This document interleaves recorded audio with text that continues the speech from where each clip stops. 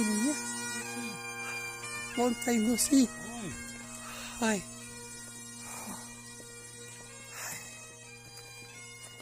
You do, Davo.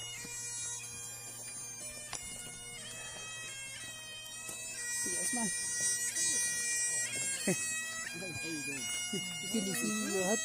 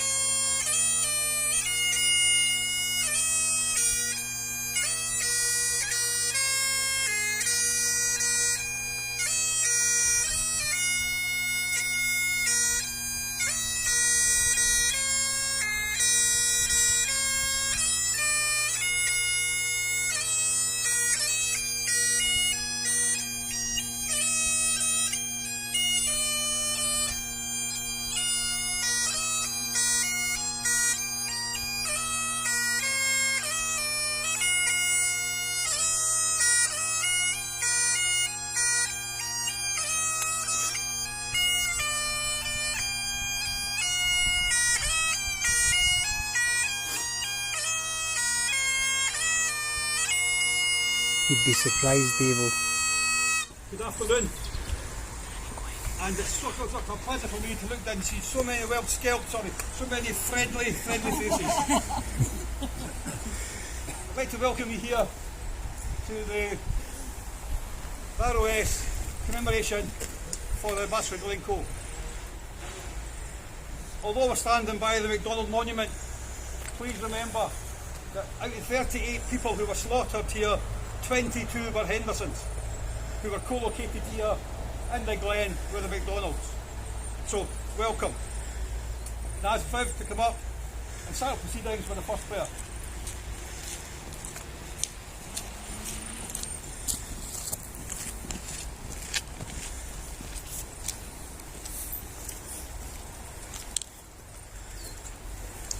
May the wisdom of the mighty Counselor direct you, the strength of the mighty God protect you, and the love of the everlasting Father embrace you, the peace of the Prince of Peace surround you.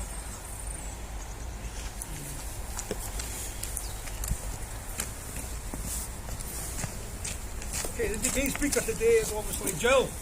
Jill will come up and be the main speaker, so Jill.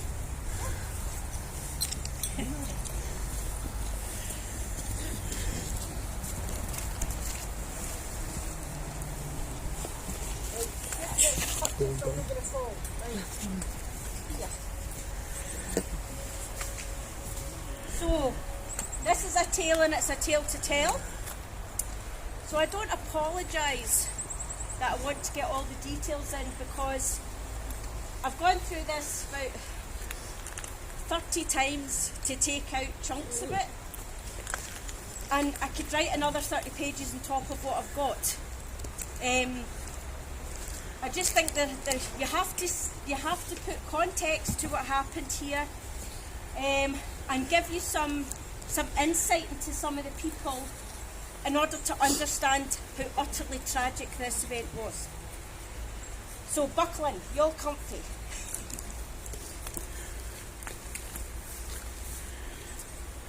Shame for my een, if e'er I have seen such a parcel of rogues in a nation.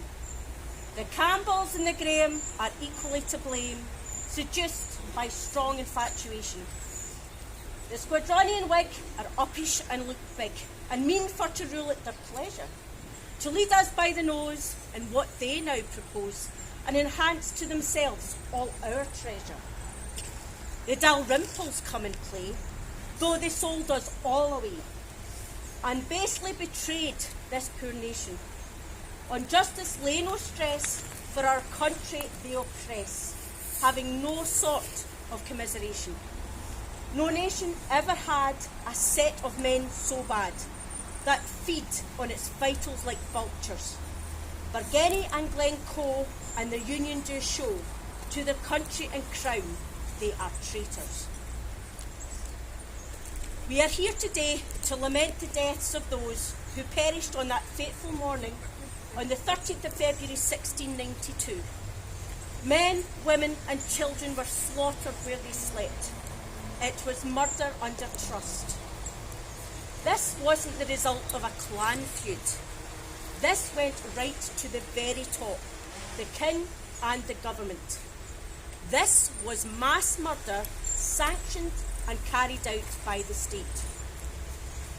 On the 12th of February 1692, Major Robert Duncanson put to pen the most chilling and barbaric orders. He writes, "You are hereby ordered to fall upon the rebels, the Macdonalds of Glencoe, and put all to the sword under 70. This is by the King's special command for the good and for the safety of the country, that those miscreants be cut off root and branch." This order, in effect, orders the death of a population. It does not discriminate between combatants and non-combatants, young, old, women or children. All to be put to the sword. So, what events lead us to this abhorrent and despicable murder under trust? Well, we start in 1688. James VII was exiled to France. Already Lowland Scots had been developing hostile ideas about Highlanders that were firmly rooted in the idea that Highlanders were violent, barbaric, uncivilised and fundamentally disorderly. Not like us in the bar at all. They had a champion for the cause, John Dalrymple, Master of Stair. On the 13th of April 1689, John Graham, Viscount Dundee, our Bonnie Dundee, raised the standard of James VII, proclaiming the start of the first Jacobite rising. Dundee was aiming to restore James as King of Scots, 2 days after the Scottish Parliament had formally declared him deposed in favour of William and Mary.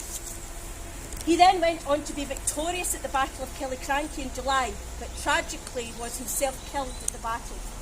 According to Kensington Palace, they say, this rising never really posed a serious threat to the new monarchs. In June 1691, William's government entrusted John Campbell, 1st Earl of Breadalbane, to enter negotiation with his Jacobites. He was armed with a bribe fund of £12,000. Breadalbane managed to persuade a few Jacobite chiefs, but by all means not all, to agree to a 3-month ceasefire. Shortly after this, William caught word that some of the princes of Europe regarded him as incapable of crushing a mere handful of naked savages.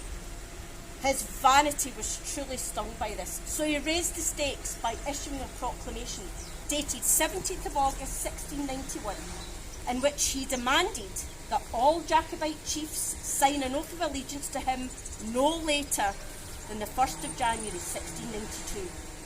If they acquiesced, they would receive a pardon and be accepted into the King's peace. However, if they refused, they would expect consequences. The proclamation was interpreted by John Hill and put out as thus: "The persons who have been armed before the time foresaid and shall plead and take benefit of this our gracious indemnity shall swear and sign the oath of allegiance to us by themselves, or the sheriff clerk subscribing for such as cannot write, and that before famous witnesses betwixt and the 1st day of January next to come, in presence of the lords of our privy council, or the sheriff, or their deputies of the respective shires where any of the said persons live." This is where our story begins. At this time in the 17th century, oaths and allegiances were made under God, and the people were God-fearing. In order to pledge allegiance to William and Mary, the clans had to seek permission to be relinquished from their oaths to King James. 3 men were dispatched in haste and were granted immunity to go to King James into France. At the beginning of December, John Dalrymple, Master of Stair, became the sole Secretary of State to Scotland. He now had freedom, unopposed, to deal with the Highlanders as he saw fit. Stair would be the mastermind behind driving the murderous plot. He wrote to Hamilton, who was based in Fort William, and he said, "It may be shortly we have use of your garrison, for the winter time is the only season in which we are sure Highlanders cannot escape us, nor carry their wives, bairns and cattle to the mountains. The Macdonalds are the only popish clan in the kingdom, and it will be popular to take a severe course with them. Let me hear from you whether you think this is a proper season to maul them in the cold, long nights." Now, Dalrymple's knowledge of the clan was insufficient. He was a lowlander and unaccustomed to Highland ways. Therefore, he would have to sort out an insider's knowledge. So who better to support a brutal and hateful move in the Macdonalds than John Campbell of Breadalbin?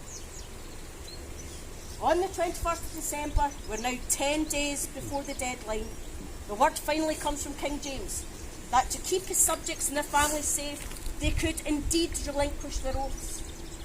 But this did not give our great man McKean of Glencoe very long to pledge his allegiance. Now, McKean of Glencoe, or Alistair MacDonald, was the 12th chief of Glencoe. He had distinguished red hair that had turned white with age alongside his beard and moustache.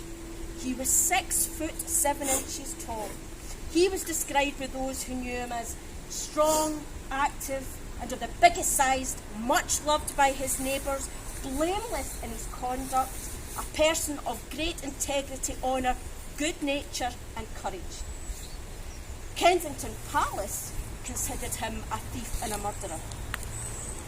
Many elements conspired against McKean when it came to pledging the oath to William. On the 30th December, McKean and his gillies ploughed through the snow, bent double with the cutting wind, and arrived at Inverlochy. McKean presented himself in front of Governor John Hill. "I have come to swear the oath. Will you administer it that I may have King William's indemnity?" Now, Hill was an old Cromwellian who was ageing and ailing. He was a man committed to the notion of doing the Lord's work in a patient and honest manner. His depute Hamilton, however, was anything that Hill was not, and Dalrymple was happy to use Hamilton and his brutishness as his conduit. Hill, sadly, no longer had the authority to accept the oath, and he delivered the news to Macdonald that he would have to now travel to Inveraray, firm Campbell country, to make the oath to Campbell of Archenglass. The best Hill could do would be to write a letter that confirmed that McKean had turned up in time, but had arrived merely at the wrong place. He said, "He has been with me, yet slipped some days out of ignorance, but it is good to bring in a lost sheep at any time, and will be an advantage to render the King governments easy." So, McKean set off in horrendous weather to make his way to Inveraray. Fate was soon to intervene again on the 31st of December, when the group met a garrison of Argylls. They wouldn't listen to McKean's claims, and they dismissed the letter from Hill. They took them to Barcaldine Castle and deliberately imprisoned them till after the deadline passed. On the 2nd of January, McKean arrived at Inveraray to find that Archenglass was away on a New Year holiday at Lochfine and wouldn't be back until the weather got better. Eventually, we are now 5 days past the deadline. Archenglass arrives home and sought an audience with Macdonald. Archenglass was not prepared to take the oath. As he stated, there had been a 5-month window of opportunity and McKean had just plainly missed it. There was a point when the great chief wept and pleaded with him. He said, "Administer the oath to me, and upon my honour, I promise you that I shall order all my people to do the same.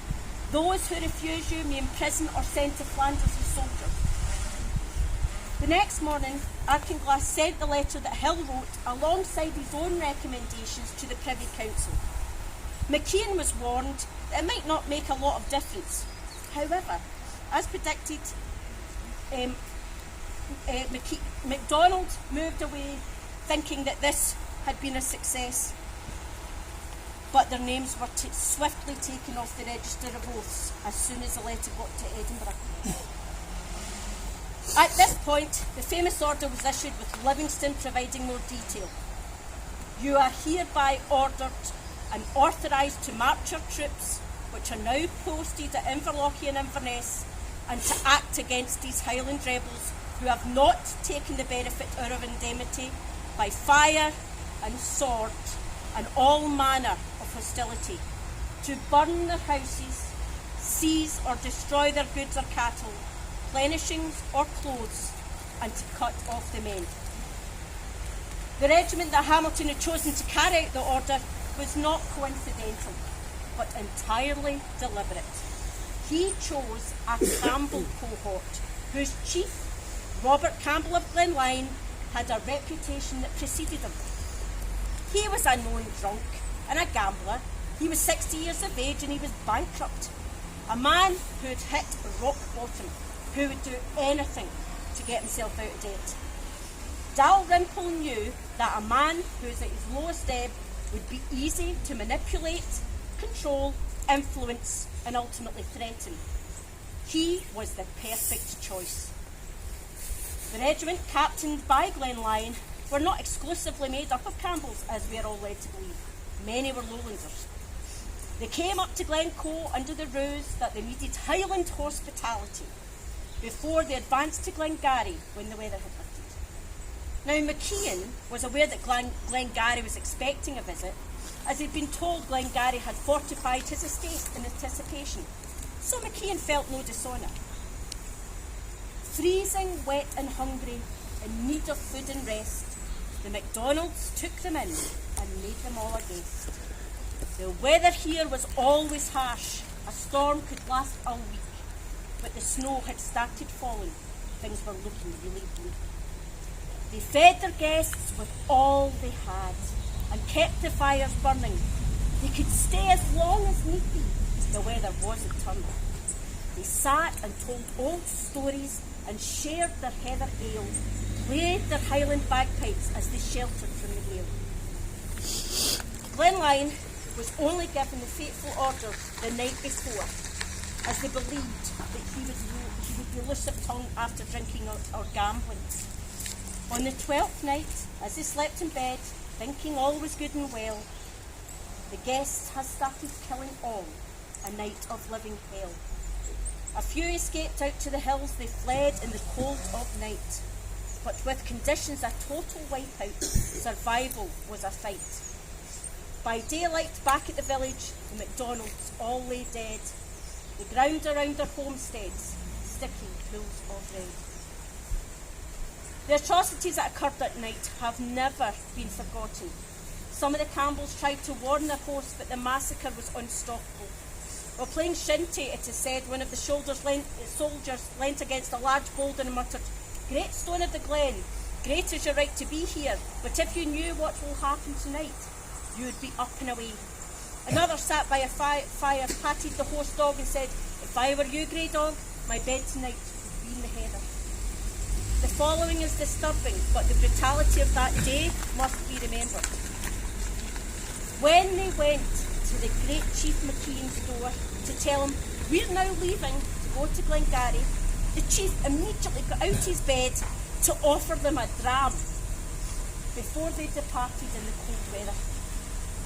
He was pulling on his trews to get them a drink when they shot him through the back of his head, blowing apart his face.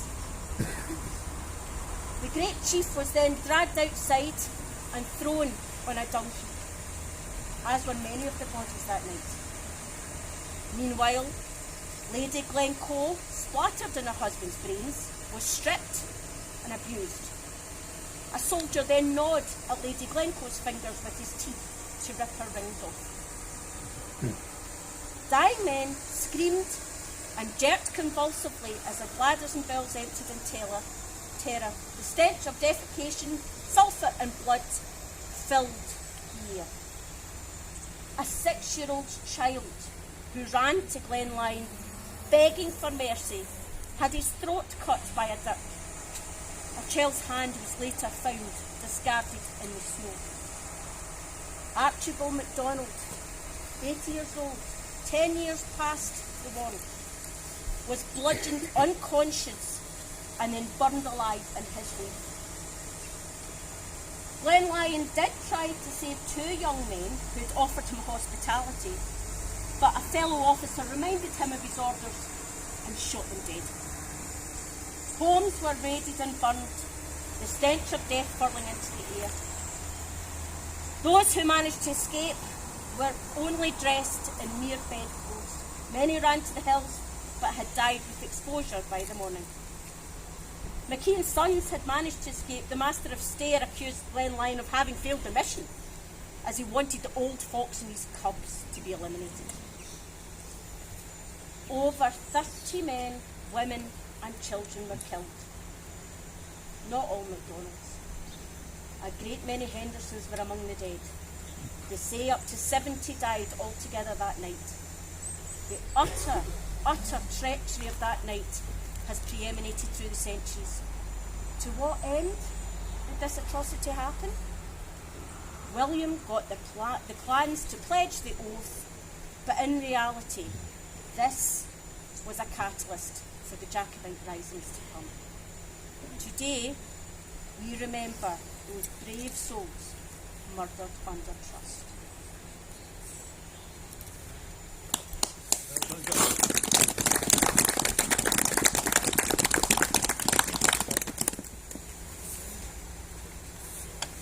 There you go, complete history lesson in 15 minutes. Brilliant, well done. Can I ask students to come up and lay a tribute, little tribute on behalf of the Royal Society?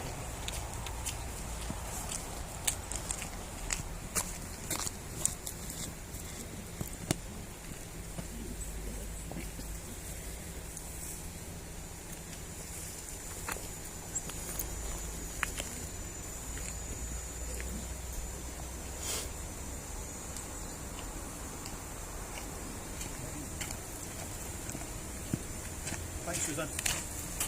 Okay, we're now going to hear Jill sing, the voice of an angel. She actually has. While that she's singing, Brian will come round with a dram.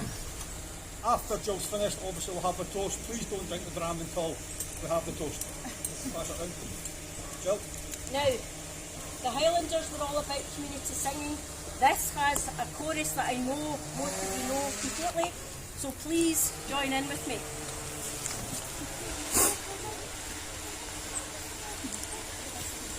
Oh, cool as the snow that sweet Glencoe, who covers the cliff O'Donnell, and cruel was the foe that braved Glencoe, and murdered the house of Macdonald.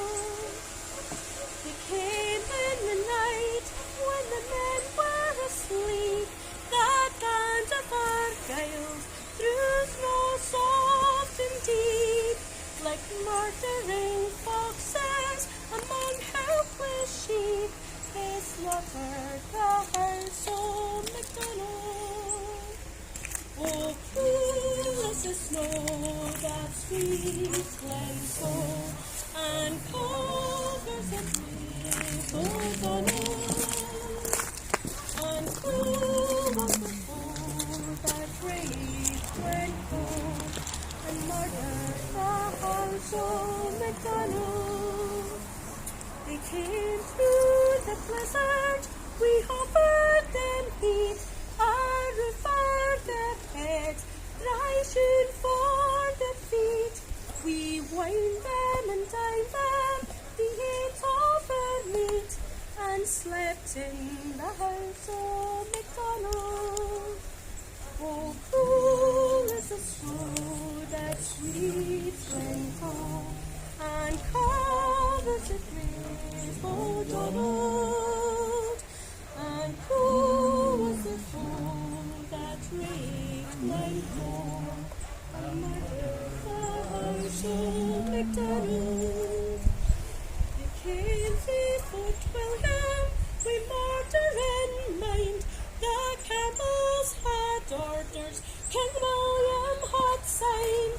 put all to the sword, those words underlined, and leave none alive called Macdonald. Oh, cruel was the snow that sweeps Glencoe, and covers the grave of Donald. And cruel was the foe that raped Glencoe, and murdered the house of Macdonald. And died in their beds at the hands of the foe. Some fled in the night and were lost in the snow. Some lived to accuse him that struck the first blow, but gone was the house of Macdonald. Oh, cool is the snow that sweeps Glencoe, and covers the grave of Donald. And cruel was the foe that raped Glencoe, and murdered the house of Macdonald.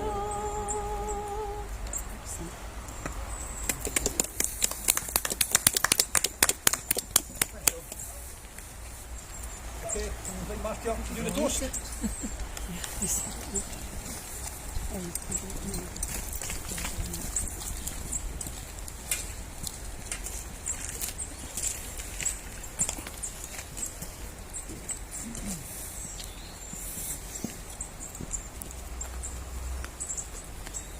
Not to go and take the So nugget. before we get to the business of whiskey, there are a couple of things to say.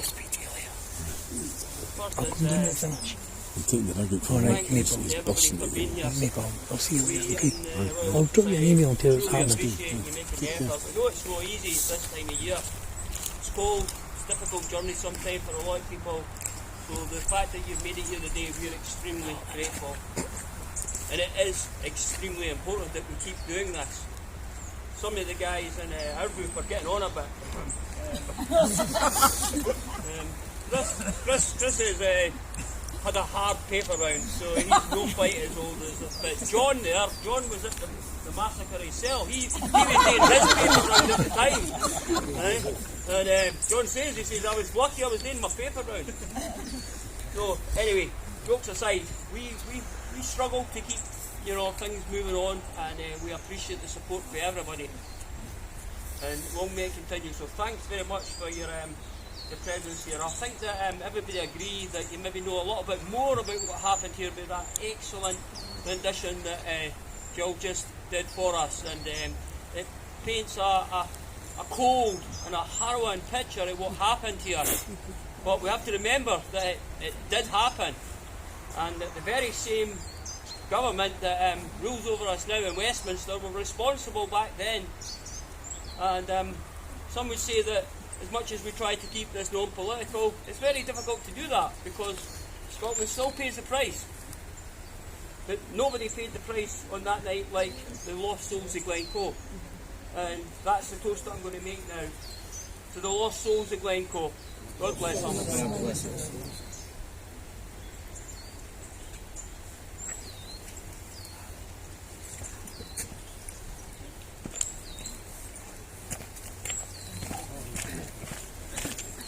Okay, if we just like to bow our heads, take our hats off, bow our heads, and just a moment of reflection, and Chris will play us amen.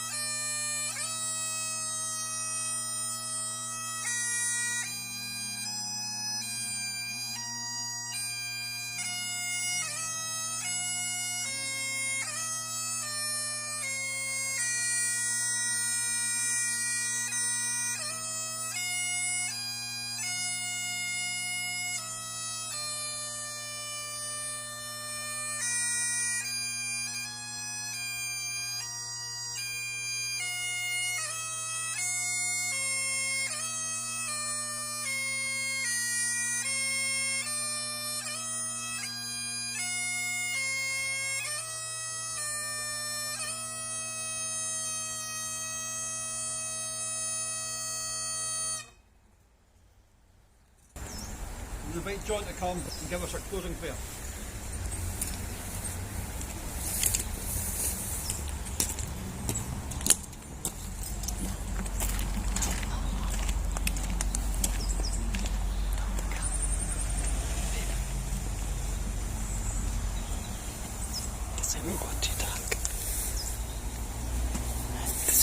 Be, O Lord, the guiding star above me, a smooth path below me, a kindly shepherd behind me, and a bright flame before me, today, tonight, and forever. Amen.